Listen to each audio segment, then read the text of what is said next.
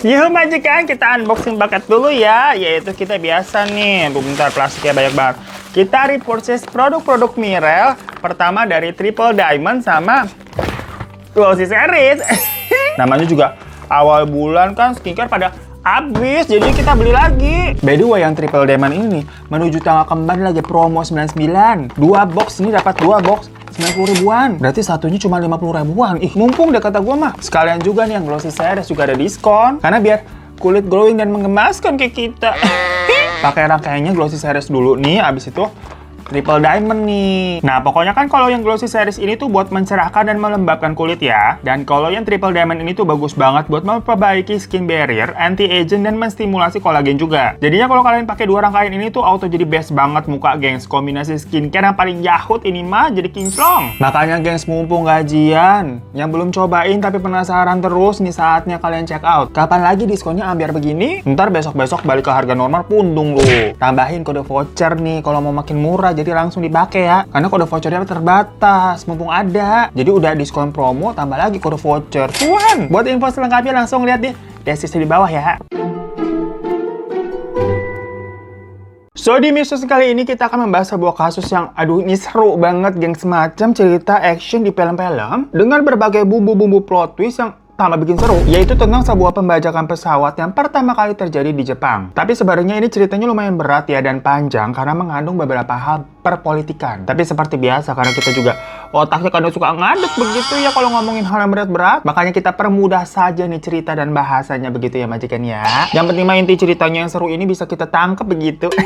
Pokoknya di sini tuh banyak plot twistnya. Nah, jadi semuanya ini tuh diawali dari para pelaku yang merupakan pelajar di Universitas Tokyo, Jepang, gengs. Yang mana mereka tuh memikirkan sebuah aksi pembajakan pesawat. Soalnya sebenarnya mereka tuh katanya enak gitu sama sistem pemerintahan Jepang yang pada kala itu terjadinya ini tahun 1970 ya. Masih banyak tuh terjadi perang saudara. Jadi masing-masing daerah di Jepang itu banyak yang bersih tegang dan membuat keadaan tuh mencekam. Makanya mereka ini tuh pengen tinggal aja deh di negara yang menganut sistem komunis, yang intinya tuh ideologi pemerintah yang ideal menurut mereka yaitu adalah negara komunis, gengs. Ya namanya orang kan punya pendapatnya sendiri ya, mereka juga agak-agak gesrek gitu orangnya. Mama heran sama kamu ya.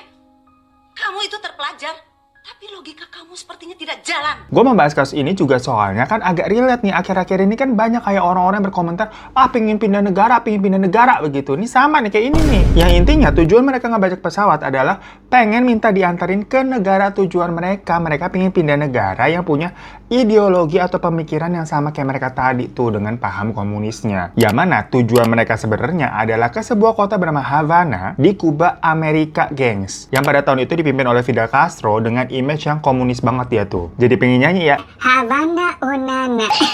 apa kabar tuh lagu ya? Ada lagu Havana ya dulu ya. Nah, makanya dari situ nih, para pelajar yang agak-agak gesrek begitu ya, bergabung dengan sebuah kelompok yang sering disebut dengan fraksi Tentara Merah. Pokoknya kalau di Tokyo ya, fraksi Tentara Merah sendiri udah lumayan dikenal di sana karena berisi pemuda yang punya bibit-bibit pelaku pemberontakan, emang pada rebel semua orang itu. Namun biasanya katanya orang-orang di sana nih semuanya memakai nama samaran. Jadi satu sama lain nih, sesama anggota nggak pakai nama asli mereka. Jadi mereka nggak tahu nama asli ataupun background dari masing-masing anggotanya, gengs. Pokoknya mereka sering banget melakukan pembantaian, peledakan, yang pokoknya sampai melukai dan menewaskan banyak warga sipil yang tidak berdosa. Ya makanya mereka ini dikenal sebagai kelompok yang sadis oleh warga Jepang sendiri. Karena kejam dan rela melakukan apapun untuk mendapatkan yang mereka inginkan. Nah, pokoknya sampai dari sekian banyak anggota yang setuju dan ikut dalam melakukan misi pembajakan pesawat ini tuh ujung-ujungnya 9 orang doang. Singkat cerita nih, setelah latihan simulasi pembajakan selesai, pada hari H mereka langsung pergi ke Bandara Haneda tuh di Tokyo untuk naik ke pesawat tujuan Tokyo Fukuoka. Ya waktu itu penerbangannya memakan waktu sekitar 1,5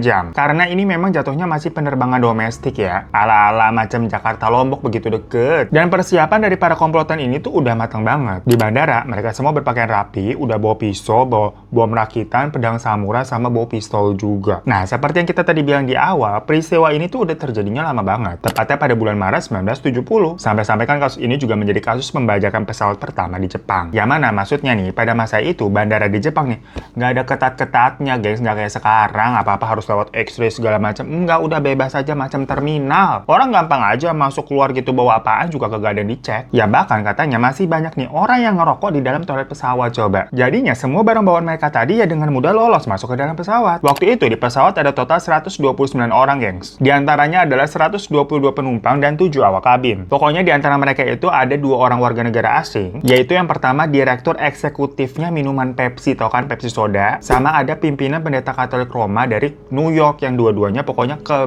keberagaman. Warga negaraan Amerika, ya Allah susah banget. Setelah sekitar 20 menit nih, pesawat udah mengudara. Biasanya kan pramugari bakal siap-siap tuh mau bagiin snack ke penumpang begitu kan. Tapi disitulah para komplotan fraksi Tentara Merah ini tuh langsung beraksi. Salah seorang dari mereka ini berdiri dan berjalan menuju ke depan pesawat. Habis itu dia ngeluarin nih pedang samurai yang emang udah dia bawa, yang sebelumnya tuh diumpetin di dalam mantelnya. Kagak ketahuan tuh, aneh banget ya zaman dulu ya. Terus dia bilang, pesawat ini saya bajak. Otomatis mas situasinya kan jadi tegang.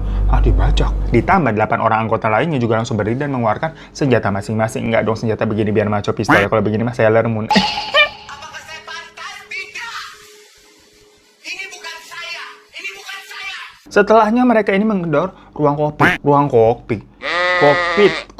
ruang pilot, apa sih namanya kokpit, bener ya? Maksudnya kan mereka minta pilot untuk menerbangkan pesawatnya ke negara tujuan mereka dari awal tuh, rencananya kan mau ke Kuba. Cuma masalahnya nih agak dagelan pertama nih. Pesawat yang mereka bajak itu adalah pesawat reguler Boeing 727 dengan jarak tempuh maksimalnya cuma 3.000 mil. Atau memang pesawat itu digunakannya hanya untuk penerbangan domestik aja dan tidak kuat buat perjalanan jauh tuh mesinnya. Sedangkan masalahnya kalau disuruh ke Kuba, jaraknya itu lebih dari 7.000 mil. Yang mana pertama, bensin pesawatnya kagak cukup tuh nyampe sana. Yang ada di tengah jalan nyungsruk itu ke laut bisa-bisa pesawatnya. Mesinnya juga panas, gak kuat. Jadi ternyata para pembajaknya ini tuh nggak riset dulu mengenai pesawat yang mau mereka bajak, nggak ngerti gitu tentang persawatan begitu. Apa sih? Persawatan begitu, iya. Kelihatan bodohnya kayak kita.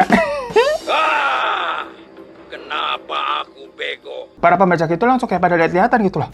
Emang iya kagak bisa nih, terus gimana dong? Lah aneh banget. Ya karena emang udah kadung ngebajak pesawat ya. Dimana kalau mereka pulang lagi ke Jepang ya ada nanti mereka ditahan, dieksekusi. Jadi mereka pikir, lah kemana aja deh, yang penting negara komunis lah, terserah dah. Ya akhirnya pilihan mereka itu jatuh ke Korea Utara. Karena memang jarak dari Jepang ke wilayah Korea, mau Korea Selatan, Korea Utara sama aja deket tuh, macam Indonesia, Singapura begitu deket. Tapi di situ si pilot tetap aja nih bilang kalau misalkan mau ke Korea Utara, tetap kudu harus isi bensin dulu atau aftur ya sebutannya. Kalau bensinnya pesawat ya bahan bakar pesawat tuh aftur. Yang mana terbentuklah kesepakatan kalau pesawat itu tetap landing di kota tujuan yaitu Fukuoka. Tapi cuman untuk isi bahan bakar aja. Jadi nggak ada yang boleh turun tuh, disandra semua tuh nggak pakai Sandra Dewi.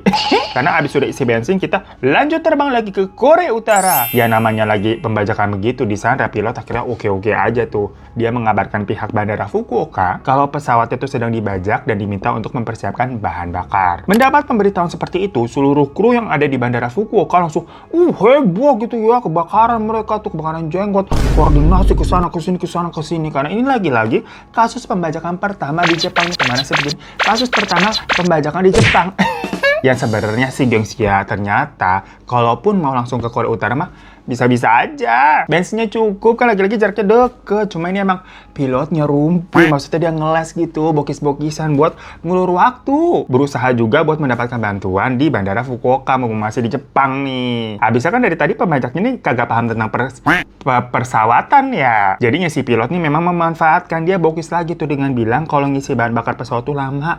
Kira-kira membutuhkan waktu sekitar 2 jam ya. Soalnya kan pesawat tangkinya gede, apalagi mau diisi full tank biar bisa sampai tuh ke Korea Utara. Yang padahal sebenarnya cuma sekitar 20 menit atau maksimal 40 menit lah sampai full tank, kagak selama sampai 2 jam. Lagi-lagi tujuannya buat ngulur waktu. Padahal mah kalau kita udah yakin, udah sayang, jangan diulur-ulur ya, langsung aja ke KUA. Aduh beda kasus. Ikan cucut. Lanjut. Selama ngisi bahan bakar nih, kondisi di bandara Fukuoka tuh udah rame. Dari para petinggi pemerintah, reporter, bahkan dari keluarga para penumpang yang dari awal kan emang tujuannya mau jemput tuh di Fukuoka. Lah tapi ternyata ada Dewi Sandra alias disandra. Sementara para penumpang pesawat yang ada di dalam tuh nggak bisa berbuat apa-apa. Mereka semua yaudahlah pasrah aja gitu. Karena kan takut ya sama para pembajak. Kecuali bocil-bocil mungkin nangis mulu begitu tantrum. Yang setelah lama nih berhenti di bandara Fukuoka untuk isi bensin, sekitar jam 13.40. Tiba-tiba nih, pintu pesawat terbuka dari dalam. Lah orang-orang yang pada di luar kan kayak deg-degan. Hah? Kenapa tahu pintunya dibuka nih? Toto nih keluar 23 penumpang yang terdiri dari ibu-ibu sama anak-anak. Ternyata mereka emang sengaja dikeluarin sama para pembajak. Perkara dianggap terlalu berisik bikin pengang.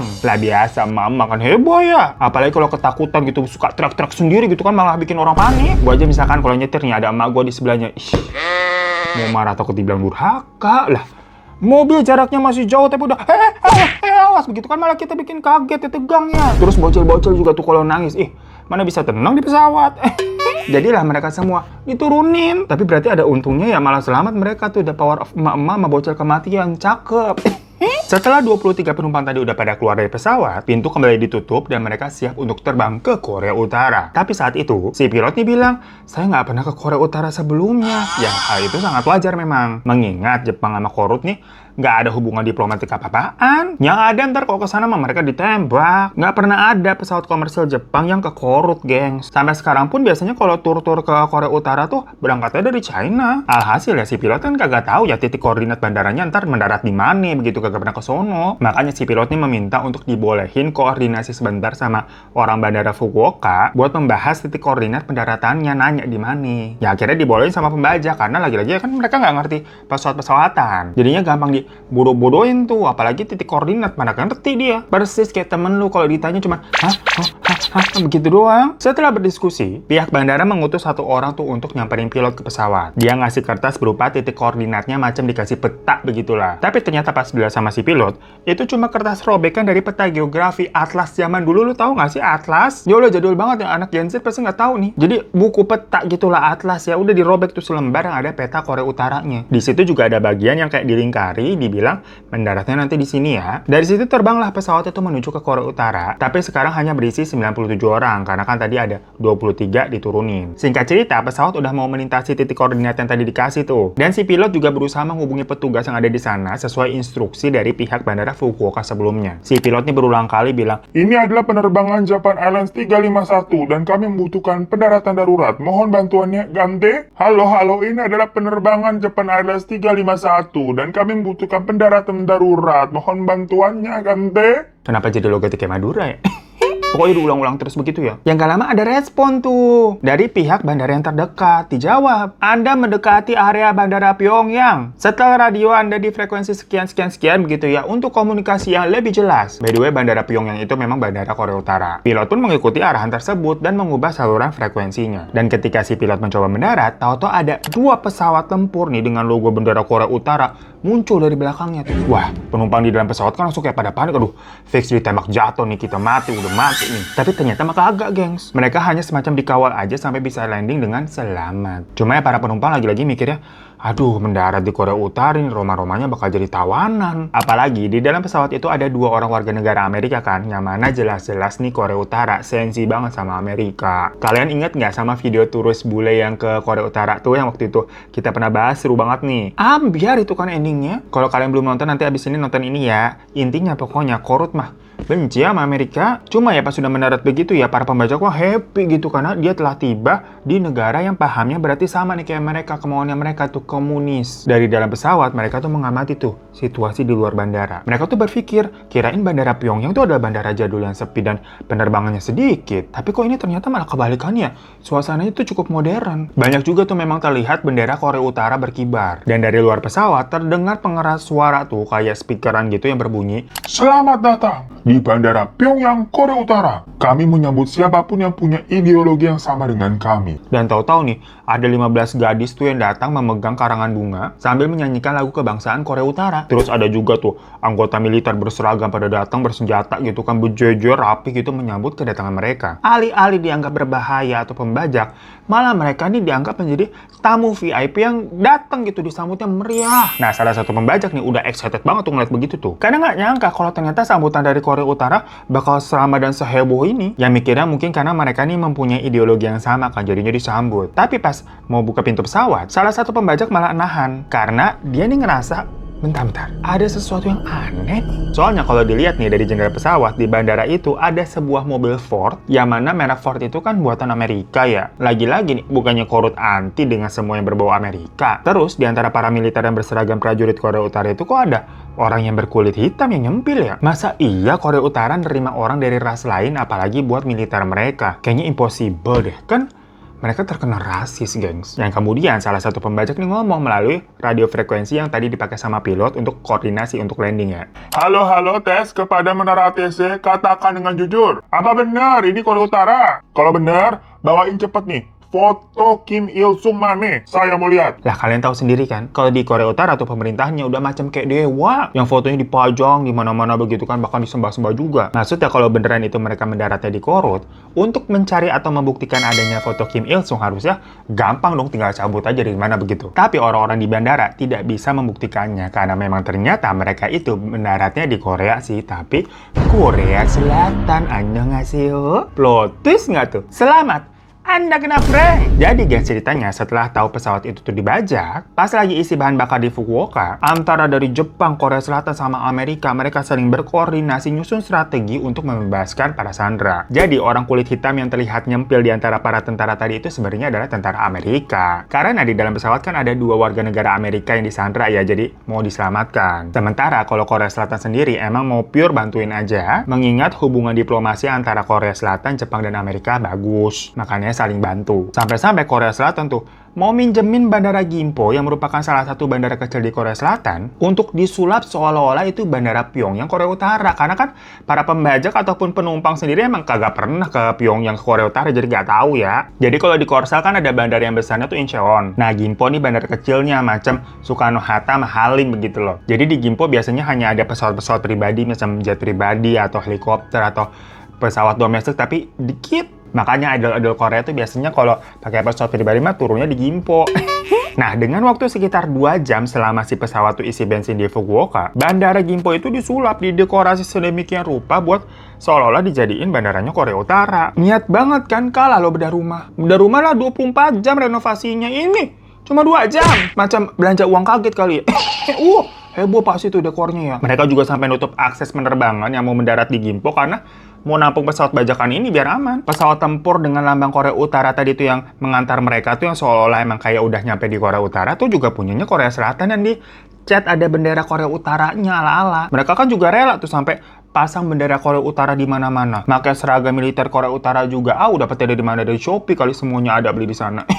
Sampai juga harus mencari gadis-gadis yang mampu ngafalin dan nyanyiin lagu kebangsaan Korea Utara dalam waktu 2 jam gitu. Apa kabar dunia? Ya maksudnya hal itu susah loh, mengingat Korea Utara itu kan musuh bebuyutan. Lu nyari gadis-gadis yang hafal lagu-lagu kebangsaan Korea Utara, kalau bisa hafal yang ada ditangkap. Jadi nggak beneran ngafalin dalam waktu 2 jam. Ya tapi karena waktunya mepet begitu, banyak juga yang miss. Kayak tadi tuh nggak ada foto pemimpin Korea Utara yang bisa mereka kasih. Atau ada mobil Ford tuh buatan Amerika yang belum dipindahin dari jangkauan mata si pembajak. Yang gitu-gitulah, jadi akhirnya ketahuan. Yang mana para pembajak langsung marah, ngegas, minta segera terbang ke Korea Utara. Cuma di situ akhirnya dilakukanlah sebuah negosiasi. Yang kala itu, Menteri Transportasi Jepang bersedia menyerahkan diri untuk menggantikan para penumpang tuh yang lagi dijadikan sandera. Jadi dibilang udahlah, sandranya dibebasin aja semua, sebagai gantinya nih 1 orang aja, tapi ini orang penting kalau kalian memang butuh jaminan. Negosiasi itu berlangsung lama guys, 50 jam alias 2 harian tuh. Jadi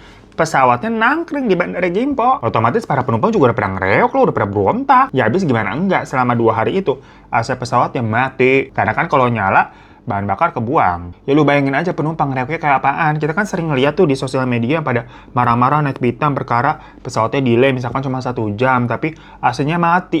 Gerahnya udah kayak apaan. Lah ini 2 hari. Semua orang udah keringetan, udah kelaparan.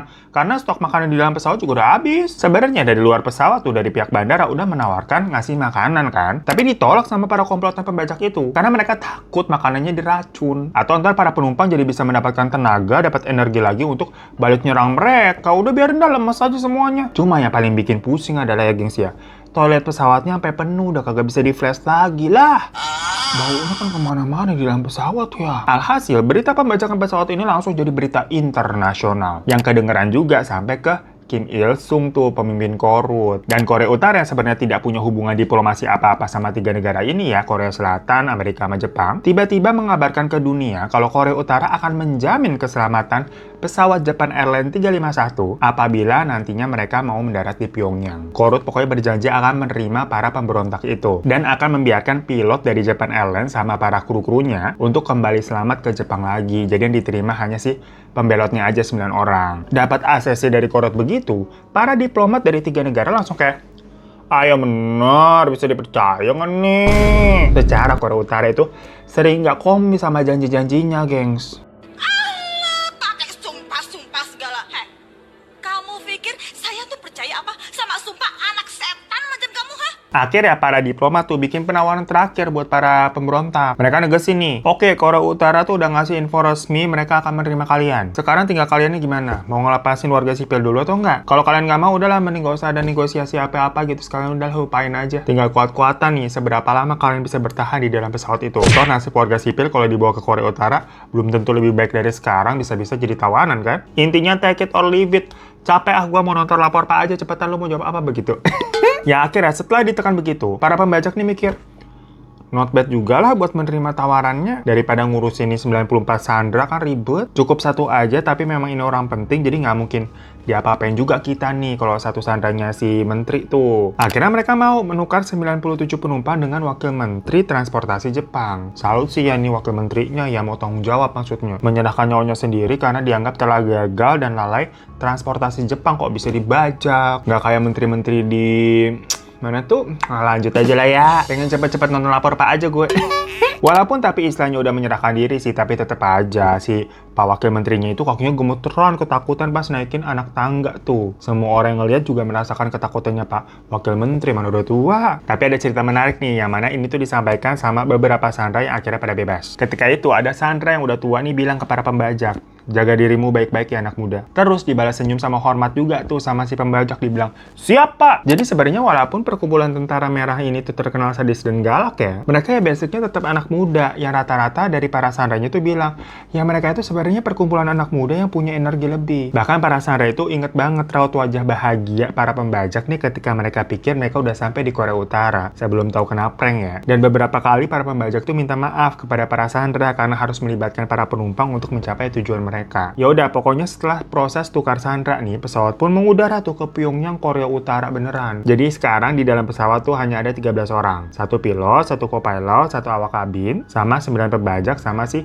satu wakil menteri. Nah ternyata fun fact-nya lagi nih, begitu pesawat itu sampai mendarat dengan selamat di Korea Utara, para pembajaknya ini tuh baru bilang kalau pistol yang mereka bawa itu cuman pistol mainan. Mereka itu juga nggak punya bom beneran alias bom mainan. Pokoknya senjata yang beneran yang mereka bawa cuma pisau sama samurai doang. Lah bener-bener dunia tipu-tipu nggak sih kalau begini kan? Saling ngeprank ya jatuhnya berarti ya. Yaudah pokoknya nih pesawatnya mendarat dah di Korea Utara. Dan 13 orang itu semuanya keluar dari pesawat. Yang ternyata perlakuan yang didapatkan sama mereka itu 11-12 sama keadaan di Bandara Gimpo, Korea Selatan. Maksudnya mereka disambut dengan beberapa petinggi negara, terus diarahkan ke hotel, dikasih kamar yang layak, dijamu, makan malam semuanya, kagak ada serem-seremnya. Dan dalam perjamuan itu, pihak Korea Utara juga mengizinkan para sandera untuk kembali ke Jepang kapanpun mereka mau, terserah. Tapi masalahnya pada saat itu, ada dramanya. Pesawat yang mereka mau balik, itu butuh, apa sih namanya, baterai starter gitulah. Kayak ada komponen yang dibutuhkan. Masalahnya di Korea Utara kagak punya tuh namanya baterai starter untuk jenis pesawat Boeing 727. Cuma namanya mungkin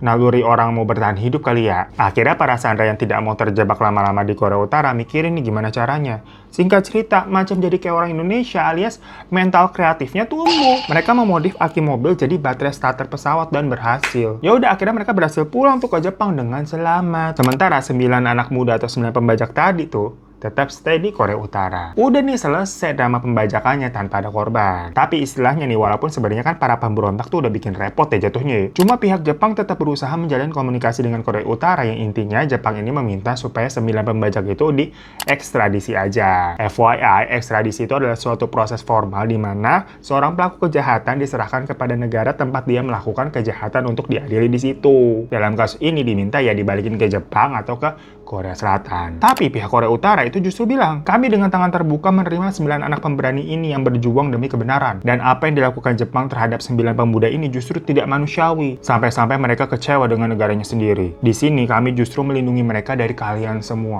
Dibilang begitu. Jadinya ditampung, gengs. Namun gimana nasib mereka setelah ditampung tinggal di Korea Utara? Kagak ada yang tahu persis kabar mereka gimana. Karena beritanya tuh banyak yang simpang siur. Ya tahu sendiri akses ke Korut kan tertutup banget ya. Gimana kabarnya 9 anak muda ini justru jadi anak emasnya Kim Il Sung pada saat itu, gengs. Dalam artian mereka ini dilatih militer, diberikan doktrin komunis, dikasih tempat tinggal di Korea Utara yang sampai-sampai tempat daerah mereka tinggal tuh dinamain kompleks Jepang kecil. Nah, dari awal kan 9 pemuda ini tuh belum menikah lah, masih pada kuliah. Pemerintah Korut juga akhirnya sampai mendatangkan 9 wanita Jepang untuk dinikahin sama si 9 pemuda ini dengan cara si wanitanya itu pada diculik. Jadi kayak diselundupin macam perdagangan manusia ya, dibawa dulu tuh ke Eropa, dari Eropa dibawa ke ke Cina, baru dari Cina masuk ke Korea Utara. Ribet kan? Kalau kalian mikir kenapa pemerintah Korea Utara sampai segitunya nyulik cewek Jepang, kenapa nggak langsung aja dinikahin sama cewek Korea Utara biar gampang? Jawabannya karena pemerintah Korea Utara sebenarnya nggak pengen darah asli orang mereka, orang Korea Utara, itu bercampur dengan orang Jepang. Jadi nggak punya keturunan yang jogres bahasanya, yang X begitu. Makanya para pemuda Jepang ini tuh sengaja dicariin cewek Jepang juga, karena tadi rasis. Ya akhirnya setelah didoktrin, para pemuda Jepang itu sampai di titik udah nggak tertarik lagi melakukan gerakan revolusi di Jepang. Toh kalau mereka nih balik ke Jepang, kemungkinan besar mereka diadili. Jadi ya udahlah, mendingan di Korea Utara aja. Apalagi di sana segala kebutuhan hidup mereka kan terpenuhi. Yang menurut konspirasinya, mereka ini sampai dijadikan mata-mata Korea Utara, gengs. Jadi tugas mereka ini melobi, merekrut orang-orang dari berbagai negara, terutama di Jepang ya, untuk mengabarkan tentang pemerintahan mereka kepada Korea Utara. Intinya ya jadi pengkhianat negara juga jatuhnya. Sama mereka disuruh melakukan bisnis gelap juga. Semua hal itu tuh diketahui karena ada salah satu orang yang akhirnya ditangkap di Thailand dan akhirnya diekstradisi balik ke Jepang, namanya tuh Yoshimi Tanaka. Pokoknya waktu di tahun 2000 tuh, si Yoshimi itu ditangkap karena kedapatan lagi mengedarkan dolar Amerika palsu. Katanya atas tugas dari pemerintah korut. Maka dari itu, Thailand mengekstradisi si Yoshimi balik ke Jepang. Dan di Jepang, dia dipenjara, sampai meninggal di penjara juga. Makanya, setelah penangkapannya Yoshimi ini, orang-orang jadi baru banyak yang tahu tuh kalau ternyata di antara 9 pemuda itu masih ada yang survive banyak tuh di Korea Utara sampai bertahun-tahun karena hidupnya enak dan nyaman. Tapi statementnya si Yoshimi juga banyak diragukan sama banyak orang sih, apa benar enak dan nyaman. Jangan-jangan si Yoshimi memang sudah didoktrin kan, soalnya harus mengabdi ke Korea Utara, jadi ngomonginnya yang bagus-bagus gitu, bangga-banggain segala macem. Macam lagunya Bernadia begitu. Sifat baikmu yang orang tahu itu karanganku. So majikan, itu Missusting hari ini tentang sebuah pembajakan pesawat yang sampai plot twist karena ada prank-prank di bandara tadi tuh yang niat banget ya, kayak beda rumah. Dan akhirnya para pembajak ini entah menemukan tujuan mereka atau beneran happy di Korea Utara ya, nggak tahu tuh, Allahualam. Ya mereka pengennya ke sana, ya udahlah di sana aja, bodoh lah. Tapi ini ceritanya macam kita lagi dengerin film action begitu ya, tentang pembajakan, seru dengernya. Tuh mungkin kalian semua yang pada mumet gitu tinggal di Wakanda, mau pindah negara gitu, bisa mempertimbangkan loh Korea Utara buat jadi tempat tinggal baru. Mau? Ditampung di sana tuh katanya hidupnya enak. Coba aja apply deh. Atau kalian boleh komen di bawah lah kalau disuruh pindah ke negara, maunya ke negara apa begitu ya. Terima kasih majikan udah pada nonton semuanya. Maaf kalau ada salah-salah kata, dan sampai jumpa lagi di kasus-kasus Missusting selanjutnya. Assalamualaikum warahmatullahi wabarakatuh.